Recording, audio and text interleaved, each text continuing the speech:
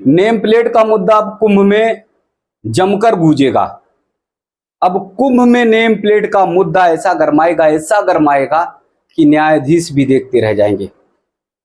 कुंभ 2025 में प्रारंभ होने वाला है। इस बार प्रयागराज में कुंभ लग रहा है और प्रयागराज का कुंभ पूरी दुनिया में मशहूर है, इसलिए कि रेती के मैदान में जब लाखों की संख्या में संत और साधु संगम में त्रिवेणी में स्नान करते हैं तो वो कुंभ का स्वरूप देखते ही बनता है। ऐसे में जो देश और दुनिया से लाखों की संख्या में, करोड़ों की संख्या में श्रद्धालु आते हैं, भक्त आते हैं और दुनिया के सबसे बड़े आस्था के मेले कुंभ का दर्शन करते हैं।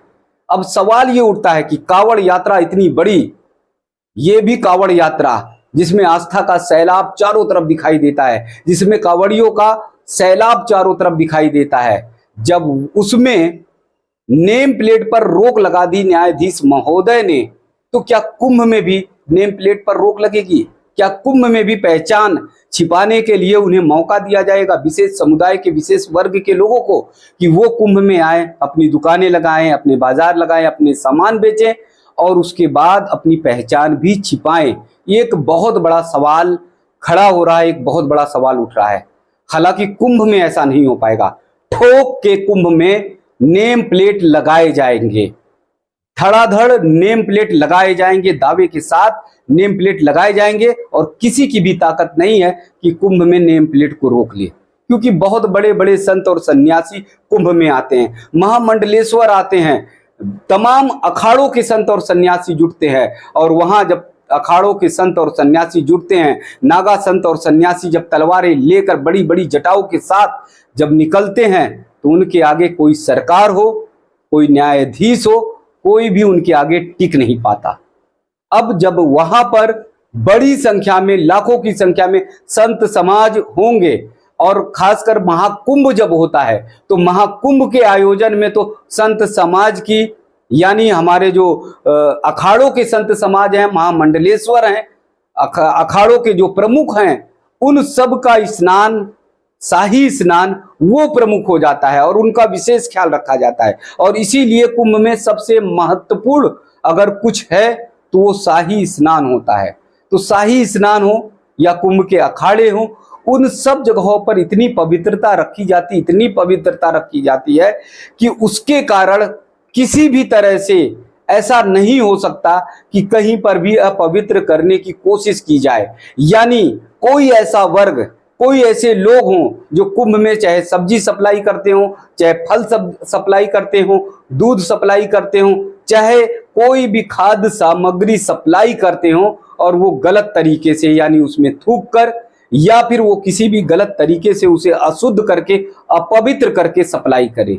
ये बहुत बड़ा मुद्दा बनने वाला है कि ये सारी सामग्री कुंभ में आएगी और कुंभ में तमाम जगहों पर दुकानें लगेंगी ही लगेंगी, लगती हैं छोटी दुकानें। उन जगहों पर, उन स्थानों पर, उन दुकानों पर कोई भी ऐसा सामान अपवित्र ना हो, अशुद्ध ना हो, जिससे संत समाज नाराज हो। और कहीं अगर ये गुस्सा भड़क गया नागा सन्यासियों का, फिर तांडव होना निश्चित तौर पर है, क्योंकि वो किसी भी तरह से अपवित्रता को बर्दाश्त नहीं कर सकते, सहन नहीं कर सकते। आदि गुरु शंकराचार्य के वो परम भक्त होते हैं, भगवान भोलेनाथ के सीधे भक्त होते हैं। माँ गंगा के पावन स्थल पर वो अपनी जटा को खोलकर अपना पूरा सनातन की जो परंपरा है उसका परिचय देने का काम करते हैं।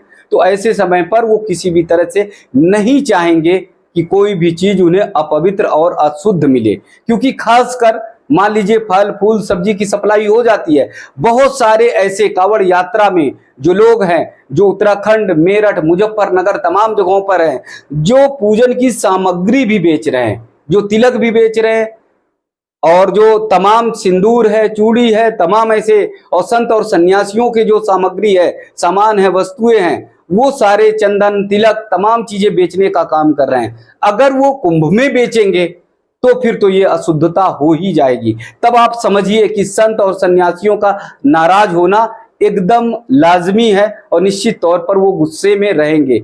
इसलिए माना यह जा रहा है कि कुंभ में नेम प्लेट जरूर लगेगा। और आप ये समझिए, ये केवल एक व्यक्ति की बात नहीं है, ये केवल एक समुदाय की बात नहीं है। देश के सभी सनातनियों की ये अपील है कि कुंभ में जरूर से जरूर नेम प्लेट लगाया जाए।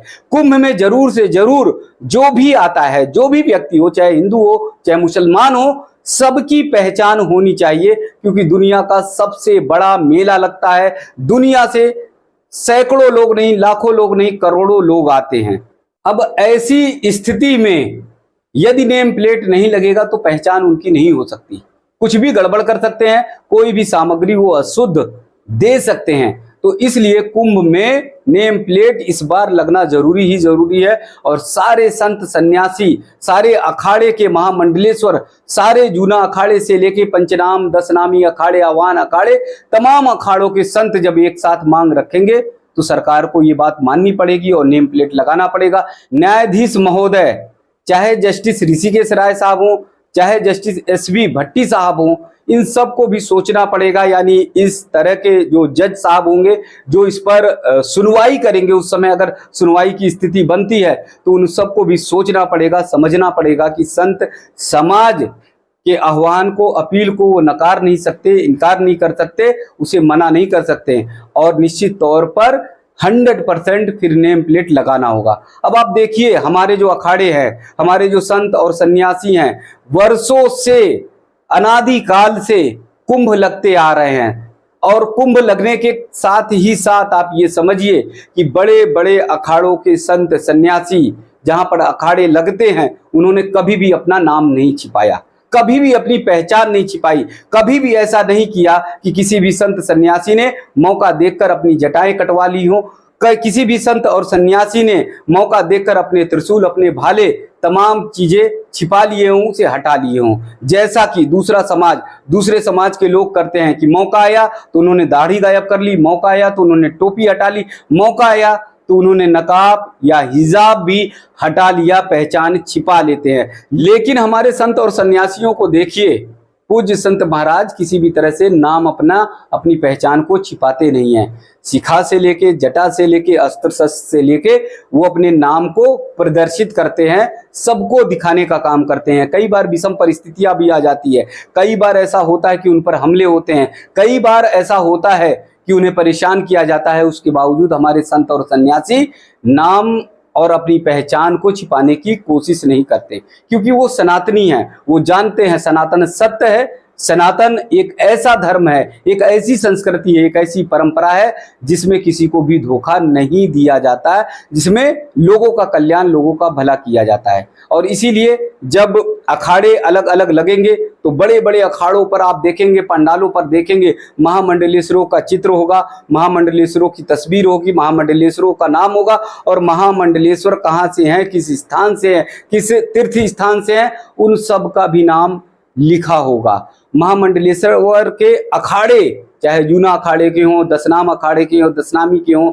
आह्वान के हों, अग्नि अखाड़े के हों, तमाम अन्य जो 13-14 अखाड़े हैं, उन अखाड़ों के नाम भी वहां पर लिखे होंगे। यहाँ तक किन्नर अखाड़े को भी पिछली बार कुंभ में मान्यता मिली है, तो किन्नर अखाड़े का भी अखाड़ा यानी पांडाल लगेगा और बाकायदा उनका भी नाम होगा, उनकी भी अखाड़े पर सारे पते और मोबाइल नंबर होंगे।